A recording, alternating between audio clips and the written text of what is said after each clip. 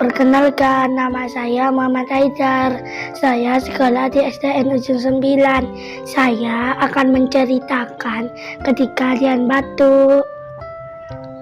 Suatu hari, Dian terserang flu dan batuk. Ibu meminta Dian untuk tidak pergi ke sekolah. Akan tetapi Dian tetap ingin pergi sekolah. Ibu memberitahu Bu Guru bahwa Dian sakit. Saat belajar, Dian sering batuk-batuk.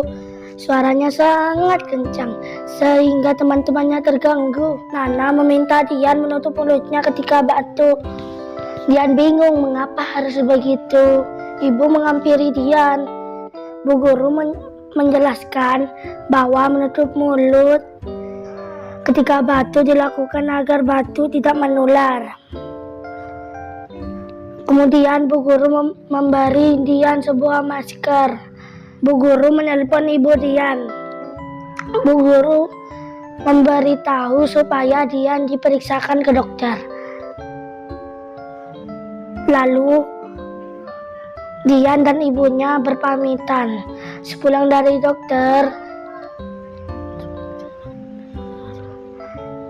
Dian makan dan minum obat. Lalu Dian mengantuk. Kata ibu, Dian harus banyak istirahat agar lekas sembuh. Setelah sembuh, Dian kembali bersekolah. Bu Guru dan teman-temannya merasa senang. Dian sudah sehat lagi dan tidak batuk-batuk lagi. Oke, sekian teman-teman. Terima kasih.